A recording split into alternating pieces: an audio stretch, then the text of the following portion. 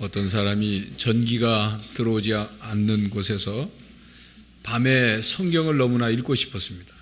그래서 성경을 읽기 위해 초를 훔쳐다가 불을 켜고 성경을 읽었습니다. 여러분, 이런 행동이 정당화될 수 있을까요? 성경을 읽는 것은 칭찬받을 만한 일이지만 그러나 아무리 목적이 좋다고 해도 그것을 이루는 수단이 잘못되면, 옳지 않으면 칭찬받지 못합니다. 만민중앙교회 이재록이라는 이단 교주가 라스베가스에 가서 슬롯머신으로 도박을 하면서 그것이 들통이 나니까 하는 말이 교회 건축비를 마련하기 위해서 그랬다 얘기를 했습니다. 목적이 아무리 좋다고 하더라도 잘못된 수단은 정당화될 수가 없습니다. 신앙생활은 더더욱 그렇습니다. 중세 로마 교황 율리오 교황은 큰 꿈을 가지고 있었습니다. 세상에서 가장 아름답고 웅장한 대성당을 건축해서 하나님께 바치겠다는 꿈이 있었습니다. 오늘도 그 예술사에 찬란하게 빛나는 미켈란젤로의 시스티나 성당의 천정 그림이라든지 그 라파엘의 바티칸 벽에 그린 벽화들은 모두 그 율리오 교황의 후원 아래 이루어진 그림들이죠.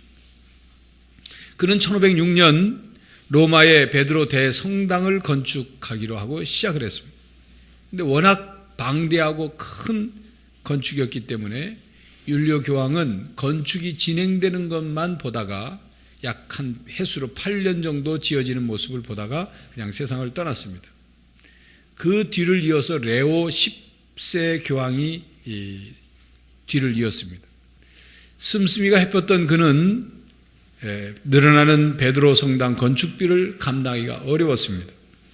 그래서 결국 교황의 이름으로 면죄를 증명하는 증서를 만들어 판매하는 것을 용인했죠.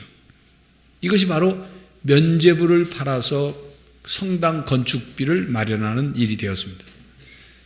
성전 건축의 목적은 좋았지만 그 목적을 이루려는 수단이 잘못된 길로 접어든 것입니다. 한편 어느 여름날 변호사 한 사람이 터벅터벅 시골길을 걷고 있었습니다. 그런데 갑자기 먹구름이 몰려오더니 소나기가 쏟아졌습니다. 천둥과 번개가 치더니만 그 나그네는 벼랑간 그 강력한 번개에 맞아 바닥에 쓰러졌습니다. 일어나려고 애를 써도 쉽게 일어날 수가 없었어요. 그러면서 그는 그 순간 기도를 했습니다. 성 안나여, 저를 구해주소서. 구해주시면 수도사가 되겠습니다. 그렇게 기도하며 신음을 했습니다. 결국 그 변호사는 살아났고 자기가 약속한 대로 수도사가 되었지만 수도원에 있을 때나 수도원 밖에 있을 때나 늘 죄책감에 시달렸습니다. 그 때문에 하나님의 진노의 그림자가 늘 자기를 따라다닌다고 생각을 했어요. 그때가 바로 1505년이었고 그 변호사의 이름은 마르틴 루터였습니다. 1511년경 마르틴 루터는 자신의 죄와 하나님의 거룩하심을 깊이 깨닫고 고해실, 그 죄를 고백하는 고해실에 들어가서 6시간씩 참회의 기도를 드렸어요. 그러나 죄책감은 여전히 가시지 않았습니다. 그는 흐느끼며 자기 자신에게 물었어요. 너는 하나님을 사랑하느냐? 자기 자신이 대답하기를 하나님을 사랑하기는커녕 하나님을 미워하는 마음밖에 들지 않아요. 그는 수도원에서 나와서 비텐베르크 대학에서 공부를 하면서 공부에 집중을 하면 죄책감을 잊을 수 있을까 하고 했지만 마찬가지였어요. 마르틴 루터를 끈질기게 괴롭혀온 질문 한 가지가 있는데 그것은 어떻게 의롭지 못하는 인간이 의로운 하나님을 기쁘시게 해드릴 수 있겠느냐 하는 질문이었어요. 그는 수도원 시절부터 인간 구원의 문제에 대해서 깊이 사색하며 기도했습니다. 하나님의 사랑을 깨닫기 위해서 모든 종교적인 노력을 했습니다. 추운 겨울 골방에서 기도를 하면서 이만큼 추위의 고통을 겪어내면 하나님이 나를 만족하실까? 오랫동안 금식을 하면서 나의 이 굶주림의 고통을 겪어내면 하나님이 이 굶주림의 고통을 겪는 나를 보고 내 기도를 들어주실까? 고행과 금식을 하면서 온갖 정성을 다 쏟아봤지만 죄책감에서부터 벗어날 수는 없었습니다. 그는 인간이 아무리 선행을 행하고 공적을 쌓는다 해도 하나님 앞에서 구원받을 권리를 주장할 수 없다는 것을 절실히 깨닫고 그는 절망했습니다. 그러던 어느 날 마르틴 루터는 에라스무스의 그리스어 신약 성경을 읽다가 마침내 그 해답을 찾았어요. 그 바울 서신을 읽던 중에 의라는 단어, 오르르자의 의라는 단어가 의로운 상태를 뜻할 뿐만 아니라 누군가를 의롭다고 선언해주는 행위를 의미한다는 것을 깨닫게 된 거예요. 하나님은 의로우실 뿐만 아니라 다른 사람들을, 죄인들을 의롭게 해주실 수 있는 분이라는 거예요. 그 의는 예수 그리스도를 믿는 모든 신자에게 주시는 하나님의 선물이라는 사실을 깨닫게 되겠습니다. 마르틴 루터는 오늘 본문 말씀 로마서 1장 17절 복음에는 하나님의 의가 나타나서 믿음으로 믿음에 이르게 하나니 기록된 바 오직 의는 믿음으로 말미암아 살리라 함과 같으니라. 이 말씀을 읽으면서 이 말씀이 그를 깨닫고 그가 그토록 오랫동안 찾아 헤맸던 말로 다 할 수 없는 평화가 그의 마음속에 들어왔어요. 감겼던 눈이 떠지고 밝은 빛을 보는 것 같은, 그래서 구원의 진정한 의미를 깨닫고 새로운 신앙의 세계가 열리는 은총의 순간을 경험했어요. 루터는 로마 순례 때 베드로 대성당 돌계단을 무릎으로 피를 흘리면서 기도하며 올라가는 그 비복음적인 고행을 중단하고 오직 의인은 믿음으로 말미암아 살게 된다는 복음의 핵심을 깨닫게 되었습니다. 에베소서 2장 8절 9절 말씀 오늘 함께 우리 여러분 읽겠습니다. 함께 읽겠습니다. 너희는 그 은혜에 의하여 믿음으로 말미암아 구원을 받았으니 이것은 너희에게서 난 것이 아니요 하나님의 선물이라. 행위에서 난 것이 아니니 이는 누구든지 자랑하지 못하게 함이라. 이 말씀이 이 구원의 진리를 더욱 분명하게 설명해 줍니다. 인간이 구원에 이르는 길은 오직 믿음뿐이고 인간의 구원은 우리를 용서하시고 우리를 용납하시는 하나님이 주시는 은혜의 선물이라는 것입니다. 당시 그 가톨릭 교회에서 가르치는 교리와는 멀었던 거죠. 여러분, 복음이 왜 복음입니까? 왜 복된 소리, 복된 소식, 기쁜 소식입니까? 영원한 형벌, 영원한 진노, 영원한 죽음, 영원한 멸망 가운데 있는 우리들을, 절망 속에 빠져 있는 우리들을 전적인 하나님의 은혜로 우리에게 구원을 주신 거예요. 그 소식, 그 진리, 그렇기 때문에 복음인 거죠. 나중에 마르틴 루터는 독일의 마인츠 지방 근처에 있는 작은 마을의 목회자가 되었습니다. 마인츠 지방의 대주교는 엘버트가 대주교입니다. 그런데 그 엘버트는 대주교이자 그 지방을 다스리는 통치하는 제후였습니다. 그때 교황 레오 10세는 성 베드로 성당 건축을 완공하기 위해서 돈이 필요했습니다. 그래서 그는 마인츠의 제후인 알버트와 거래를 했죠. 마인츠 지방에서 면제부를 팔 수 있도록 허락해 줄 테니까 그 이익금을 절반씩 나누자는 것이었습니다. 그 엘버트 제후 대주교이고 제후인 엘버트가 수족처럼 부리는 신복 가운데 테첼이라는 수도사가 있었는데 그는 교황의 권위를 상징하는 십자가 깃발과 그리고 교황의 면제부 교서를 달아놓고는 웅변조로 설교를 하기 시작했어요. 이렇게 했어요. 여러분 들으십시오. 하나님과 성 베드로가 여러분을 부르십니다. 여러분들의 영혼 구원과 세상을 떠난 여러분들이 사랑하는 사람들의 영혼 구원에 대해서 생각해 보십시오. 여러분들이 이 세상의 유혹과 위험 가운데서 맹렬한 시험을 당하고 있다는 사실을, 그리고 앞으로 여러분들이 하늘나라에 갈 수 있을지 알지 못한다는 사실을 생각해 본 일이 있습니까? 죄를 슬퍼하고 죄를 고백하고 그리고 기부금을 바친 사람들은 그들의 모든 죄사함을 받는다는 사실을 생각해 본 일이 있습니까? 그리고 여러분들이 사랑하는 죽은 친척들과 친구들이 여러분을 향해 애원하며 부르짖는 소리에 귀를 기울이시기 바랍니다. 우리를 불쌍히 여기시오. 우리는 무서운 고통 중에 빠져 있는데 당신들은 적은 돈으로 우리를 건져낼 수 있지 않소? 여러분들은 그들을 건져내기를 원치 않습니까? 여러분들의 귀를 여십시오. 아버지가 아들에게, 어머니가 딸에게 애원하며 부르짖는 소리에 귀를 기울이십시오. 우리가 너희를 낳고 양육하고 기르고 재산까지 남겨줬는데 너희들은 어찌 그렇게 잔인하고 인색하게 조그만 돈을 내어 우리를 건져내려고 하지도 않느냐? 여러분들은 지금 여러분들의 부모들을 구해낼 수가 있습니다. 동전이 부모들을 구해낼 수가 있습니다. 동전이 궤에 떨어지는 소리와 함께 그들의 영혼이 연옥에서부터 벗어나게 됩니다. 여러분들은 저들의 영혼을 낙원으로 인도하기를 원치 않으십니까?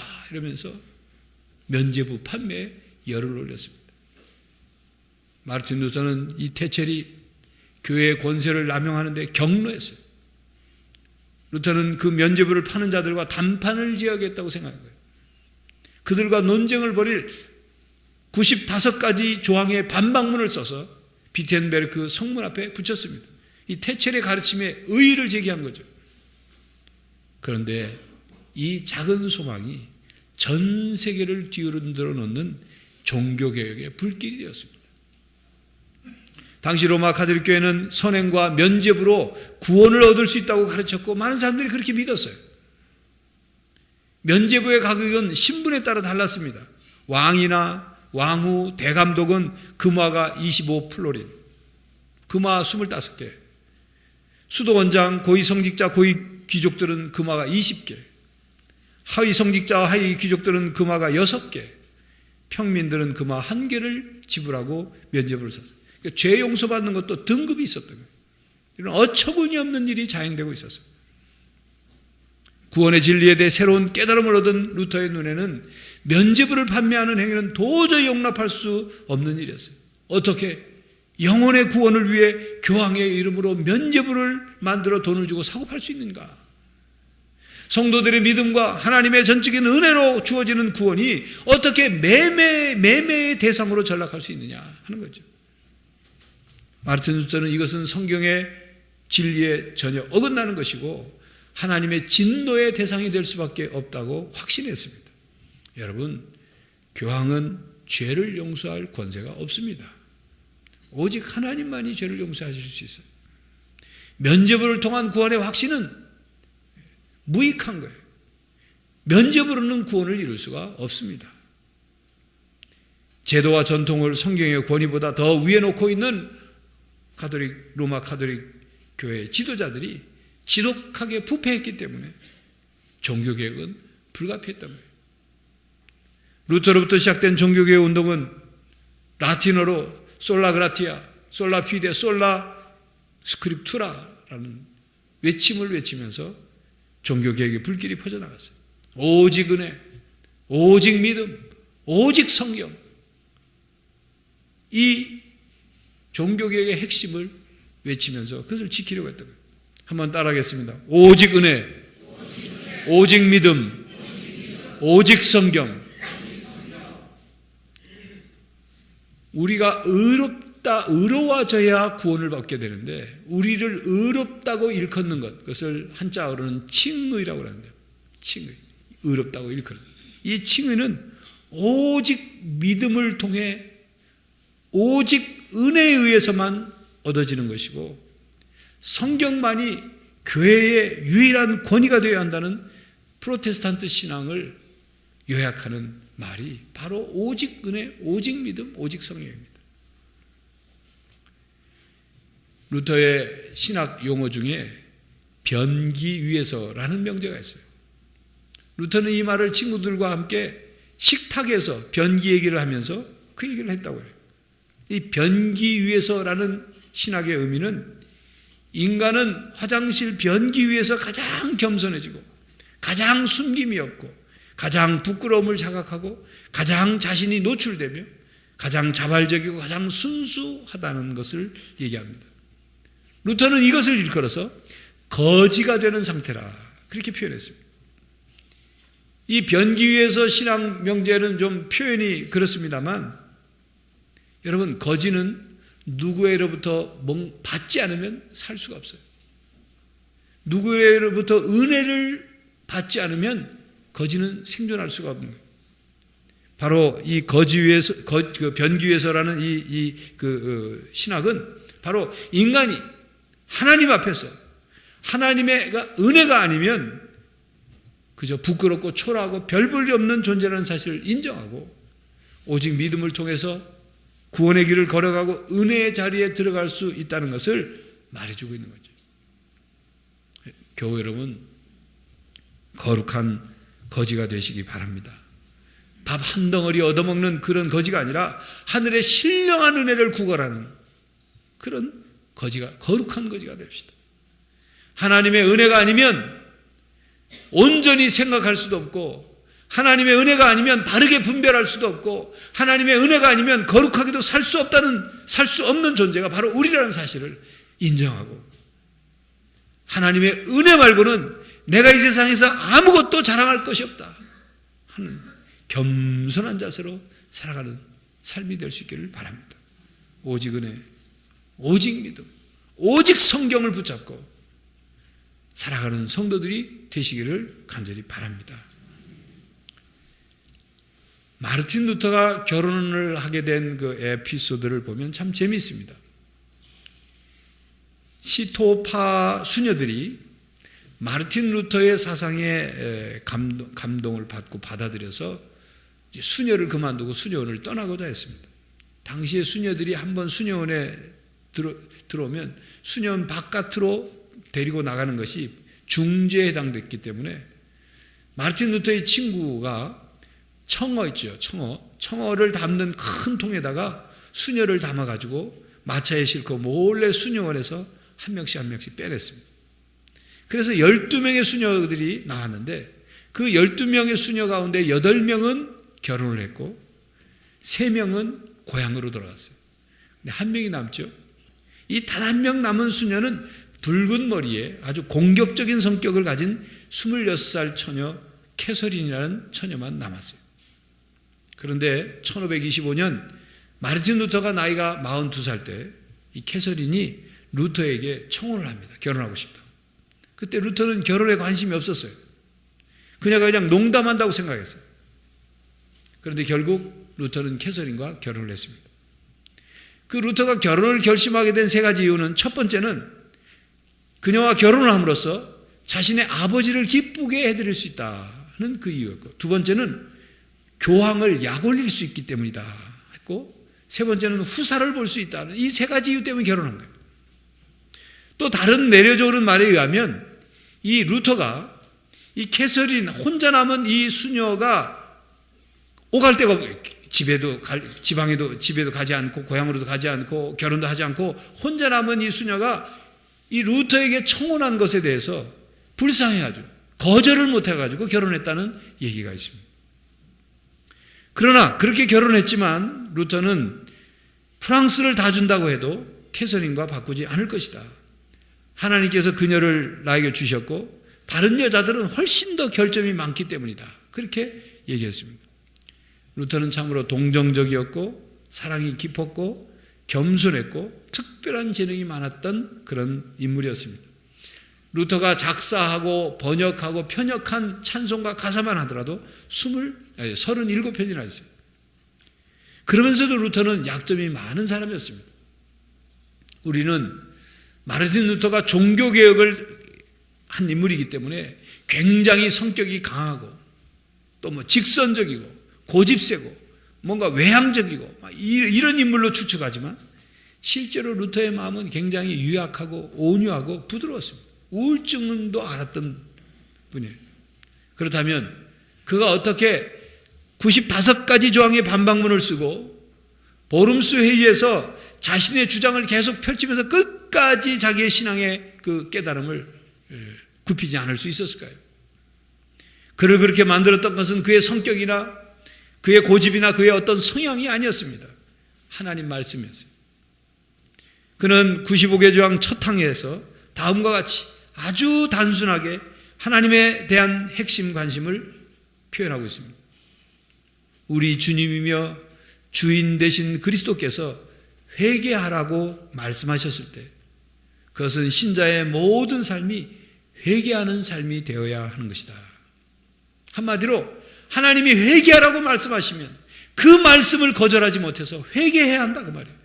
하나님 말씀을 받아들여서 말씀을 깨닫고 말씀 한 대로 말하고 말씀 한 대로 실천해야 된다 그 얘기죠. 신성 로마 제국 황제가 루터의 그 반박문과 책들을 읽고는 루터를 보름수 회의에 불러가지고 루터가 그동안 썼던 책에 대해서 다 입장을 밝혀라 하고 아주 루터는 자기의 생명이 달린 자리였죠. 잘못 얘기하면 목숨을 잃게 돼요.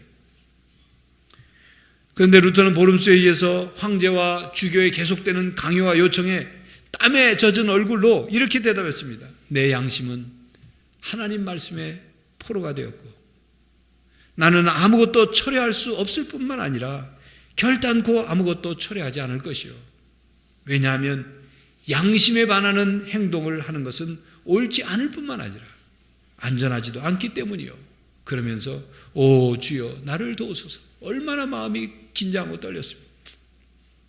그의 양심이 하나님의 말씀 앞에서 다른 생각, 다른 주장, 다른 믿음을 허용할 수가 없었던 것입니다.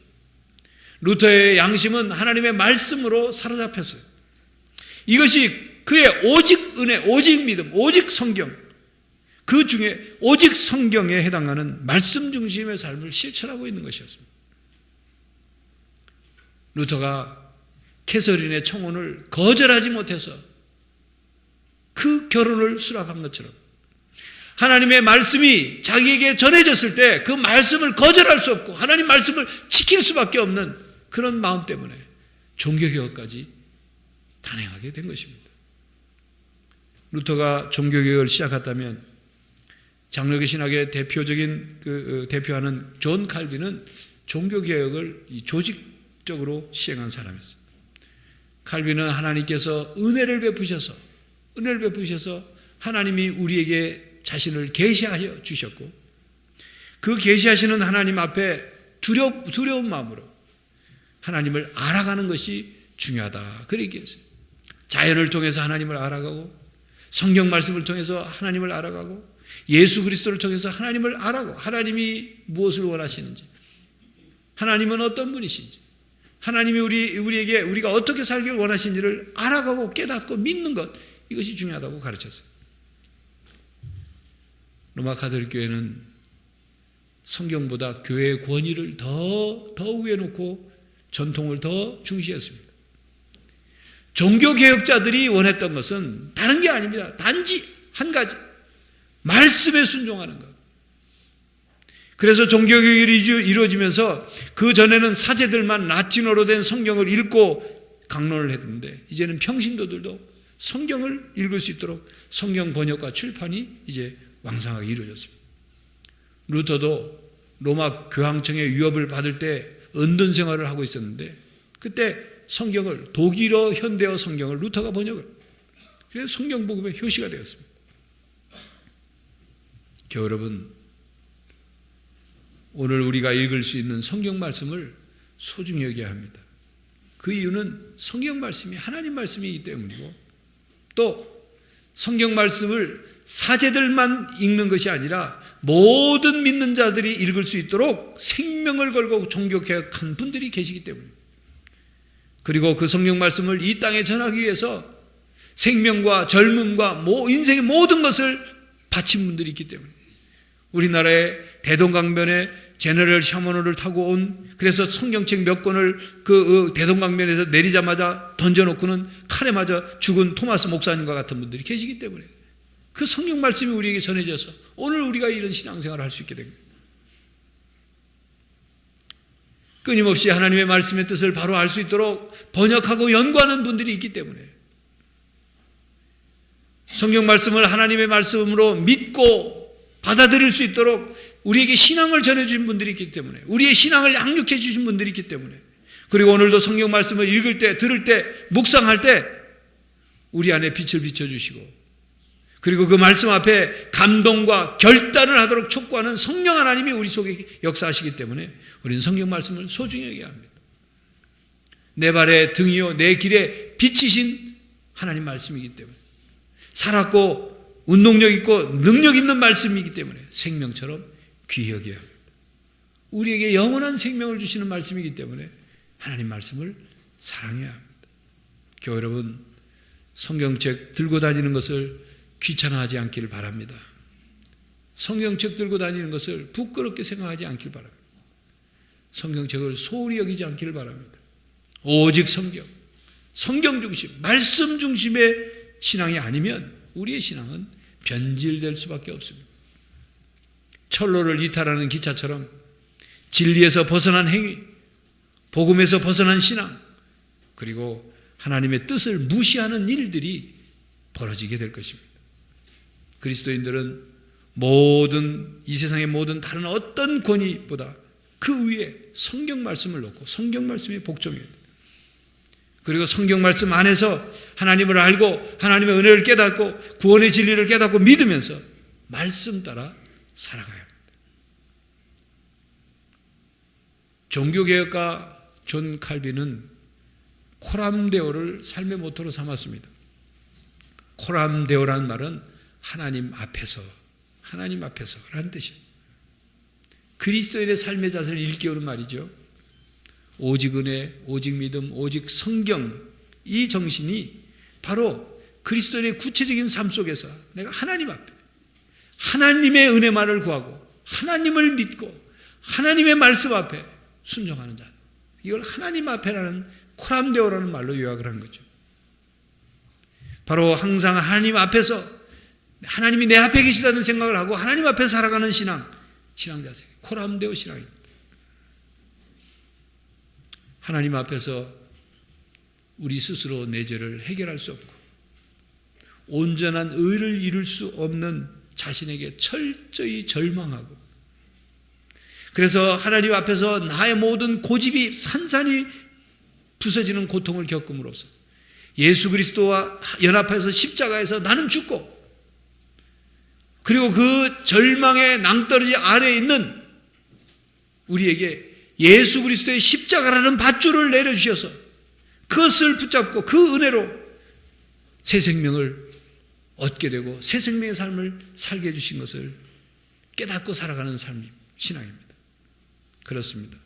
늘 내 앞에 계시는 하나님 앞에서 하나님을 경유하는 자세로 언제나 은혜를 베푸시기를 기뻐하시는 그 하나님 앞에 은혜를 구하고 은혜 아래 살아가는 삶, 오직 믿음만이 하나님의 은혜를 받을 수 있다는 것, 오직 믿음으로 나갈 때 하나님의 사랑이 우리에게 충만히 내려지신다는 것, 오직 믿음으로 나갈 때 하나님께서 우리의 믿음을 보시고 복도 주시고 능력도 주시고 그리고 우리를 보호하고 인도하신다는 것 깨닫고 살아가는 삶, 이게 코람데오 신앙입니다. 오늘은 종교개혁주일입니다. 예수님도 성전에 가셨을 때 성전에서 벌어지고 있는 이 종교적 부패상을 보시고 진노하시면서 채찍을 휘두르며 성전을 청결케 하셨습니다. 마태복음 23장에 보면 외식과 거짓과 왜곡된 신앙을 강력하게 꾸짖으셨습니다. 개혁은 계속되어야 합니다. 오직 은혜, 오직 믿음, 오직 성령, 우리 자신을 하나님 앞에 솔직하고 진실하게 드러내놓고 잘못된 신앙, 잘못된 전통, 잘못된 제도, 잘못된 생각들을 바꿔가야 합니다. 과거의 전통과 틀에 매이지 않고 하나님의 말씀을 새롭게 발견하면서 하나님의 무한하신 은혜의 세계를 열어가고자 했던 그 개혁 정신을 우리도 계승해야 합니다. 한국교회가 개혁될 수 있도록 기도합시다. 한국교회는 기독교 정당을 만들 때가 아니라 자기 개혁을 할 때입니다. 코람데오, 하나님 앞에서 더 이상 회칠한 무덤 같은 한국교회가 되지 않도록 우리 각자가 새로워지고 우리 교회들이 새로워지고 특별히 교회 지도자들이 새로워지고 이를 위해 우리의 모두가 기도하며 하나님이 어떻게 정결케 하시는 손길을 행하시는지를 기대해야 합니다. 교회 여러분, 다시 한번 따라하겠습니다. 오직 은혜, 오직 믿음, 오직 성경, 코람데오, 하나님 앞에서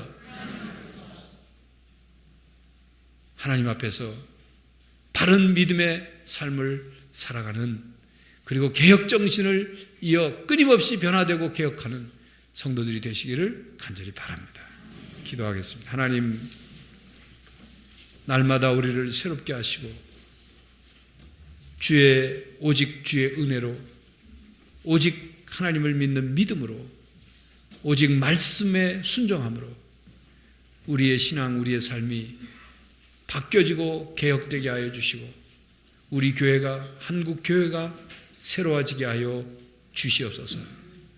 세상으로부터 손가락질 받고 외면하고 대적받는 교회가 아니라, 신앙인들이 아니라 세상을 향해 사명을 감당하고 세상을 향해 하나님의 뜻을 증거하는 우리 성도들과 또 교회가 되게 하여 주시옵소서. 날마다 우리 자신을 새롭게 개혁해 나가는 개혁 신앙의 성도들이 다 되게 하여 주시옵소서. 예수 그리스도의 이름으로 기도하옵나이다. 아멘.